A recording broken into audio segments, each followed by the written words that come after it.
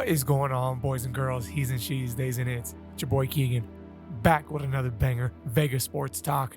Today we're going to be listing my top 5 current boxers in the world today. As usual, we're going to jump right into it, coming in at number 5, INWAY. Now, what is it that makes INWAY top 5 in the world right now? Maybe it's the fact that he's 23-0 with 20 knockouts. Maybe it's the fact that he's jumped 3 weight classes in his young career and knocked out pretty much everybody he's touched. They're talking about a dream matchup with Tank Davis. Imagine being 5'5" and you're punching so hard, they're talking about lining you up with Gervonta Davis. This guy has one-shot put-out power.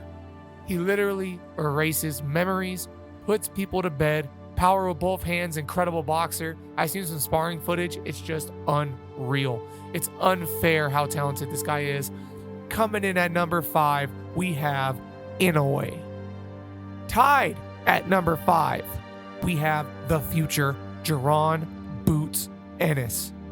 Now you're going to say, Keegan, this guy is way too young in his career to be ranked so high pound for pound. What has he done? And I'll tell you this, I don't give a about what you think, he thinks, she thinks. I go off of the eye test when I'm making a lot of these videos. And let me tell you something. This is the only man alive under 154 pounds or at 150 pounds and under 154 pounds and under that I believe could give Terrance Crawford a shot at a problem. There is nobody else. This guy might be the best in the world right now. We're going to find out very soon. But I'm going to tell you this, Keith Thurman, Danny Garcia, all the older champions that are now gatekeepers, you can't pay him enough to fight this animal. Don't get lost inside the matrix. Coming in at number 5, Jaron the future Boots Ennis. I got my favorite boxer in the game right now, David the Red Flag BENovitz. BENovitz has been on my pound for pound list since he was like 20 years old. He's been in my top 10 since he was like 20 years old.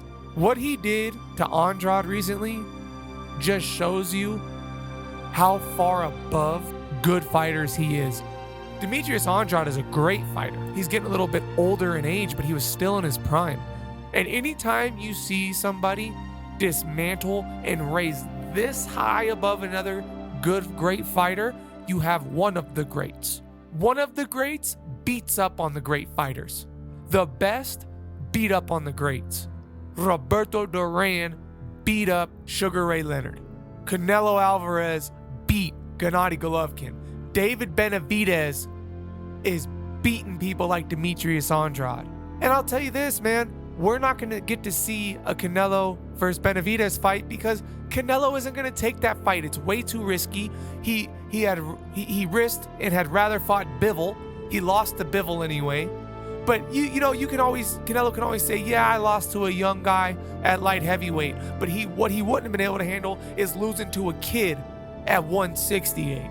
So he's going to avoid that fight at all costs. The only way he'll take that fight is if in 3, 4, 5 years from now, he can use the excuse of, oh, I got old.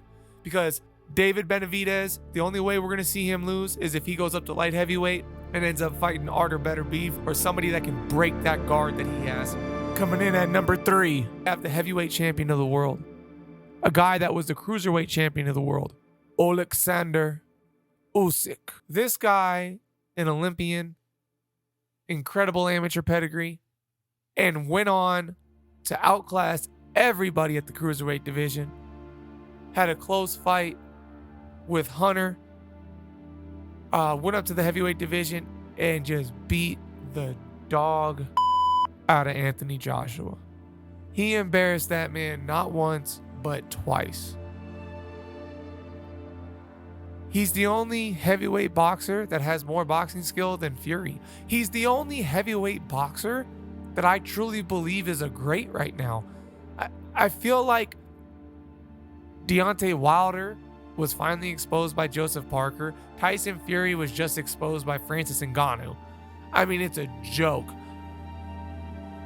Anthony Joshua, Alexander Usyk are the only 2 real great heavyweights left in the heavyweight division. Joseph Parker is a good fighter, but he's not great. He just beat Wilder. Usyk will run circles around Joseph Parker, run circles around Deontay Wilder, and he already ran circles around Anthony Joshua. So, do I really want to see the Fury-Usyk fight? Not really. I used to be high on Fury. Now I think Alexander is going to embarrass Fury, outbox him, and it's going to be bad for Fury. It's a stylistic nightmare for Fury. And dominating cruiserweight, then going up and dominating heavyweight. The last time we saw that was Evander Holyfield. Usyk is a totally different style than Holyfield, but just as incredible. Coming in at number 2, we have Alexander Usyk.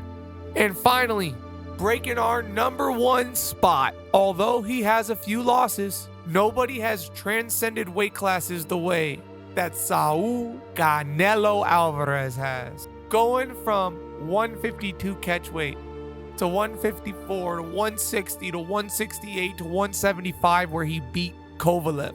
Guys, even with the loss to Bivol, what this man has done, he's not only cemented himself as the greatest Mexican fighter of all time, but beating Triple G twice, arguably 3 times. He's the best. Gennady Golovkin is one of the greatest fighters of all time. Canelo caught him and beat him convincingly. Now, he also lost to Golovkin, in my opinion, the first fight. But once he realized that he was better than Golovkin and that he could take his shots and that he was the monster, he was pushing Golovkin back. When have we ever seen Gennady Golovkin get pushed back? After he fought Floyd, his defense and his counterpunching, just phenomenal. We'll never see anything like it. Roy Jones is the only thing I could think would stand a chance against Canelo. I don't believe there's anybody else in the world that ever existed. I mean, you can argue Sugar Ray Leonard, maybe. Guys, remember, he's a 160-pound fighter. He's a 154-pound guy. He came up 5-6 weight classes and conquered everything. Then started going back down to conquer things. He was going to take a fight at cruiserweight. He's 5'8". And by the way, he's only 33. Do you know how many more years of conquering he can still have if he's smart? Anyways, guys, it's your boy Keegan. I appreciate you guys for all the likes, the shares, the subscriptions. I love you all. Please let me know what you guys want to hear about next. It's your boy Keegan. I'm gone.